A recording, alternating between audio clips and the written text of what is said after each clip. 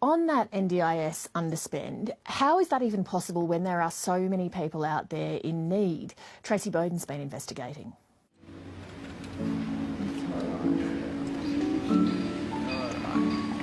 Mal Hamden's younger daughter Sarah is only 8, but she's already facing enormous challenges. So Sarah has Dravet syndrome, which is a severe form of epilepsy. She's also diagnosed with autism level 3 and has severe intellectual disability. She's totally non-verbal, and she's reliant on us for everything. For 2 years, the family has been fighting to get Sarah the help she needs through the National Disability Insurance Scheme. But in the last review, her support services were cut back. Her speech and occupational therapy budget, as small as it was cut even further. And her consumables budget, which is basically for her nappies, was cut even further, which doesn't make sense. At the moment, she just doesn't have any supports in place to help her develop as she needs to. Yeah, it really takes us to breaking point. It's actually the hardest part of looking after Sarah is really trying to navigate these supports and trying to advocate for her. The National Disability Insurance Scheme, also called the NDIS, is the new way of providing support to Australians with disability. There were problems from the start, including a lack of trained staff, a complex and clunky IT system, and a pricing model which left service providers out of pocket. Funded supports to people over a lifetime. We are running enormous losses, so we've incurred losses exceeding $1 million over the last 2 years, and clearly that's not sustainable in the long term. Knoxbrook has provided a high-level support service in Melbourne's outer eastern suburbs for decades. Hey, Josh. But a couple of years under the NDIS have left the company crippled. The key problem is pricing.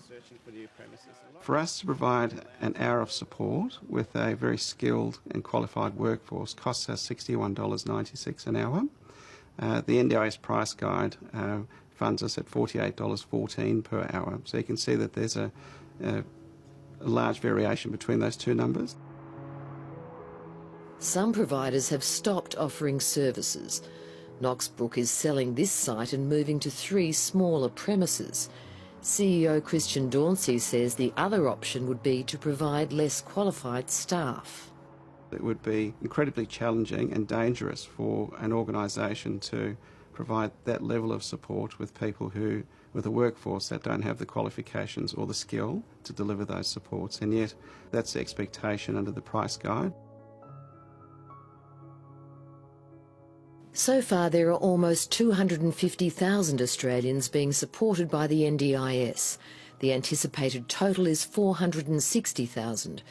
This financial year, the scheme was allocated close to $17 billion. Next year's budget is $21 billion, but the scheme's rollout is behind schedule. Last financial year, the NDIS underspent by $2.5 billion. The NDIS has been underspent since its inception.